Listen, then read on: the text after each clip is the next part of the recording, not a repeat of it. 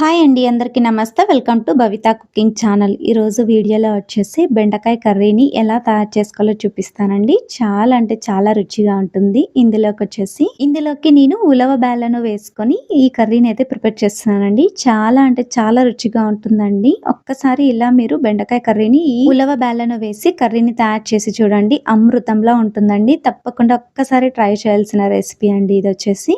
మీరు ఎప్పుడు బెండకాయ కర్రీని చేసుకోవాలనుకున్నప్పుడు ప్రతిసారి కూడా మీరు ఇదే స్టైల్‌లోనే బెండకాయ కర్రీని చేసుకుంటారు. అంత రుచిగా ఉంటుంది. అంతేకాదు ఈ కర్రీ వచ్చేసి ఏ కాంబినేషన్‌లో అయినా తీసుకోవచ్చండి. చపాతీ, పుల్కా, రోటీ, ముద్ద, రైస్‌లోకి ఏ దాంట్లోకైనా సరే కాంబినేషన్‌గా చాలా బావుంటుందండి. మరి ఇక లేట్ చేయకుండా ప్రాసెస్‌లోకెళ్ళిపోదాం. ముందుగా మిక్సీ జార్‌ని తీసుకొని అందులోకి వేయించి పెట్టుకున్న పల్లీల్ని అరకప్పు దాకా వేసుకోండి. అలాగే పావు కప్పు దాకా ఎండు కొబ్బరి తురుమును వేసుకోండి. ఎండు కొబ్బరిని ఇలా చిన్న చిన్న ముక్కలుగా కట్ చేసి వేసుకోండి. అలాగే 2 కరివేపాకు రెమ్మల్ని తీసుకొని కరివేపాకును వేసుకోండి. కరివేపాకును కూడా వాష్ చేసి వేసుకోవాలి. అలాగే కొత్తిమీరను కూడా వాష్ చేసేసుకొని గుప్పెడంతా కొత్తిమీరను మిక్సీ జార్‌లోకి వేసుకోండి. ఇప్పుడు ఇందులోకి పొట్టు తీసి పెట్టుకున్న వెల్లుల్లిపాయలు 8 నుండి 10 దాకా వేసుకోండి. ఇందులోకి 2 లేదా 3 టేబుల్ స్పూన్ల దాకా ఉలవ బేళ్ళను వేసుకోండి. ఇవొచ్చేసి నేను ఇంట్లో ఎప్పుడు స్టోర్ చేసి పెట్టుకుంటానండి. మనము ఉలవల్ని బాగా వేయించుకొని వీటిని 2 పీసెస్‌గా తయారు చేసి పెట్టుకోవాలి. వేయించి పెట్టుకున్న ఉలవల్ని ఇలా 2 భాగాలుగా అయ్యేటట్టు చేసి తీసుకుంటే సరిపోతుంది. లేదా డైరెక్ట్‌గా వేయించి పెట్టుకున్న ఉలవలైనా సరే వేసుకోవచ్చు. వీటిని మరి ఎక్కువ క్వాంటిటీలో వేసుకోవాల్సిన అవసరం లేదండి. కర్రీ అనేది చాలా మందంగా వచ్చేస్తుందండి. అందుకోసమే 2 టీ స్పూన్లు లేదా 2 టేబుల్ స్పూన్ల దాకా అయితే సరిపోతుంది. వీటిని కూడా మిక్సీ జార్‌లోకి వేసుకొని కొద్దిగా నీళ్ళను వేసుకొని మెత్తగా అయ్యేటట్టు గ్రైండ్ చేసుకోండి. మీరు గ్రైండ్ చేసుకునేటప్పుడు మరి కాస్తన్ని నీళ్లు గనక వేసుకోవాలి అనిపిస్తే ఇంకాస్త నీళ్ళను వేసుకొని ఇలా పేస్ట్‌లా రుబ్బేసుకొని పక్కన ఉంచుకోండి. ఇప్పుడు బెండకాయల్ని తీసుకోండి. నేను ఇక్కడ అర కేజీ దాకా బెండకాయల్ని తీసుకున్నాను. కాస్త లేత బెండకాయలైతే చాలా బావుంటుందండి కర్రీ అనేది. వీటిని వాష్ చేసేసుకొని ముక్కలుగా కట్ చేసి అయితే రెడీగా పక్కన ఉంచుకోండి. నెక్స్ట్ స్టవ్ మీద ఇలాంటి ఒక ఫ్రై పాన్‌ని ఉంచుకొని ముందుగా కట్ చేసి పెట్టుకున్న బెండకాయ ముక్కల్ని వేసుకోండి. బెండకాయలనొచ్చేసి మీకు నచ్చిన సైజులో మీరు మీడియం సైజులో కట్ చేసైతే తీసుకోవచ్చు. ఈ బెండకాయ ముక్కల్ని వేయించుకోవాలండి. అందుకోసం నేనిక్కడ ఒక 2 టీ స్పూన్ల దాకా ఆయిల్‌ని వేసుకుంటున్నాను. ఆయిల్‌ని వేసుకొని వీటిని ఫ్రై చేసుకోండి. బెండకాయల్లో ఉండే జిగురు మొత్తం వెళ్ళేంత వరకు కూడా బెండకాయ ముక్కల్ని వేయించుకోవాలి. మంటను మీడియం టు హై ఫ్లేమ్‌లోనే పెట్టుకొని వేయించుకోండి. ఇలా మధ్య మధ్యలో కలుపుకుంటూ బెండకాయ ముక్కల్ని వేయించుకోవాలండి. ఇవి వేగడం కోసము కాస్త టైం పడుతుంది కాబట్టి నేను మరొక స్టవ్ మీద పెట్టేసుకుంటున్నాను వీటిని. ముందుగా మనము కర్రీకి ఒకవైపు పోపు పెట్టేసుకొని ఉల్లిపాయ ముక్కల్ని వేయించుకునే లోపల మనము బెండకాయల్ని మరొక వైపు కూడా పెట్టేసుకొని రెండిటిని కూడా సేమ్ మనం టైం సేవ్ చేసుకోవచ్చు. రెండిటిని కూడా ఇక్కడ పోపు ఫ్రై అయ్యే లోపలే అక్కడ బెండకాయల్ని మధ్య మధ్యలో కలుపుతూ ఫ్రై చేసేసుకోవచ్చు. ఇప్పుడు స్టవ్ మీద ఒక బాండిని ఉంచేసుకొని అందులోకి 2 టీ స్పూన్ల దాకా ఆయిల్‌ని వేసుకోండి. ఆయిల్ కాస్త వేడెక్కిన తర్వాత ఆవాలు, జీలకర్ర, మినపప్పు, శనగపప్పు అలాగే ఎండుమిర్చిని కూడా వేసుకోండి. ఇలా పోపు దినుసులన్నిటిని కూడా వేసుకొని ఫ్రై చేసేసుకోండి. ఇలా ఎండుమిర్చిని వేసుకున్న తర్వాత కరివేపాకు రెమ్మల్ని కూడా ఒక 2 దాకా తీసుకొని వేసుకోండి.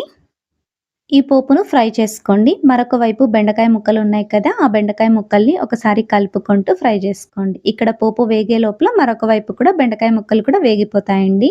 బెండకాయ ముక్కల్ని కంపల్సరీగా మధ్య మధ్యలో కలుపుతూ వేయించుకోండి. లేకపోతే కనుక ఒక సైడ్ మాత్రమే వేగిపోతాయి. మరొక వైపు పచ్చిగా అలాగే ఉంటాయి బెండకాయ ముక్కలనేవి. అందుకోసమే మధ్య మధ్యలో కలుపుకుంటూ వేయించుకోండి.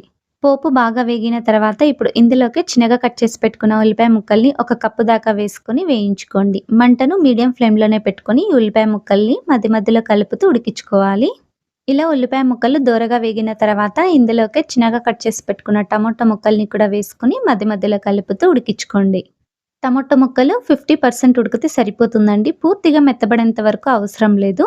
ఆ టమోటా ముక్కలు ఉడికే లోపల మరొక వైపు బెండకాయ ముక్కల్ని ఇలా కలుపుతూ వేయించుకోండి.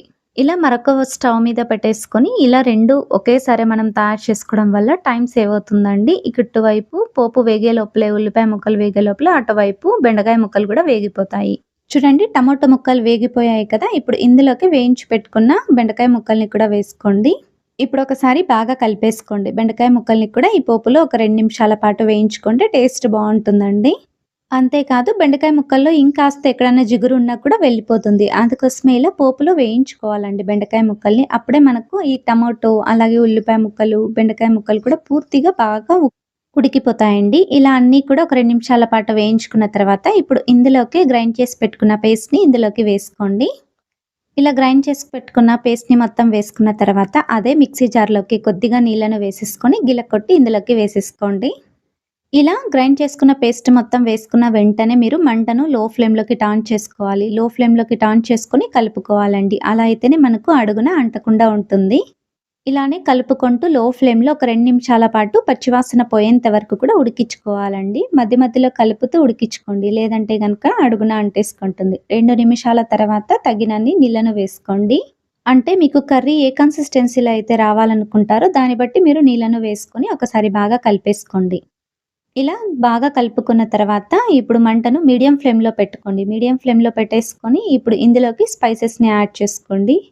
ఒక టీ స్పూన్ దాకా ధనియాల పొడి, మీ రుచికి సరిపడంత కారం వేసుకోండి. నేనొచ్చేసి ఇక్కడ చిన్న టీ స్పూన్ కాబట్టి నేను తీసుకున్నది ఒక 3 దాకా కారం వేసుకున్నాను. అంటే 3 టీ స్పూన్ల దాకా కారం అయితే వేసుకున్నాను. అలాగే పావు టీ స్పూన్ దాకా పసుపు, రుచికి సరిపడంత ఉప్పు, అలాగే ఒక టీ స్పూన్ దాకా బెల్లం తురుమును కూడా వేసుకోండి. బెల్లం వేసుకోవడం వల్ల టేస్ట్ అనేది బ్యాలెన్స్ అవుతుందండి.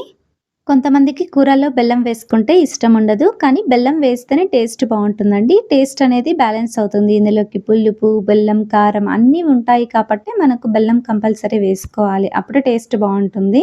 అన్ని స్పైసెస్ అన్నీ కలిసేటట్టు బాగా కలుపుకోండి. అలాగే ఇప్పుడు ఫైనల్‌గా అరకప్పు దాకా చింతపండు గుజ్జును వేసుకోండి.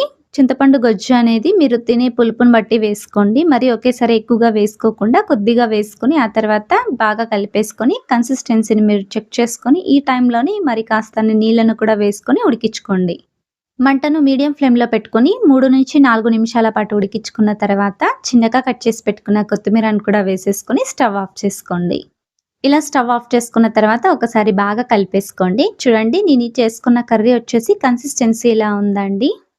మరీ పల్చగా లేదు, అలా అని మరీ మందంగా లేదండి. ఈ కన్సిస్టెన్సీలో ఉండాలి కర్రీ అనేది. అప్పుడే మనకు రైస్‌కైనా, చపాతీకైనా, పుల్కాకైనా చాలా టేస్టీగా ఉంటుంది. చాలా ఈజీగా తినేయొచ్చండి. ఇలా ఒక్కసారి మీరు ఉలవ బ్యాళ్ళను వేసుకొని బెండకాయ కర్రీని ట్రై చేయండి. తప్పకుండా ప్రతిసారి మీరు బెండకాయ కర్రీని చేసేటప్పుడు ఈ ప్రాసెస్‌లోనే తయారు చేస్తారు. అంత రుచిగా ఉంటుంది. తప్పకుండా ట్రై చేసి మీ ఫీడ్‌బ్యాక్‌ని కింద కామెంట్ సెక్షన్‌లో కామెంట్ చేయండి. అలాగే లైక్ చేయండి, షేర్ చేయండి, సబ్స్క్రైబ్ చేయండి. ఇలాంటి మరెన్నో మంచి మంచి వీడియోస్‌తో మీ ముందుకొస్తా అండి. మీకు ఈ వీడియో గనుక నచ్చినట్టయితే మీ ఫ్రెండ్స్ అండ్ ఫ్యామిలీకి కూడా తప్పకుండా షేర్ చేయండి. అలాగే మర్చిపోకుండా భవిత కుకింగ్ ఛానల్‌ని తప్పకుండా సబ్స్క్రైబ్ చేసుకోండి. Thank you for watching video.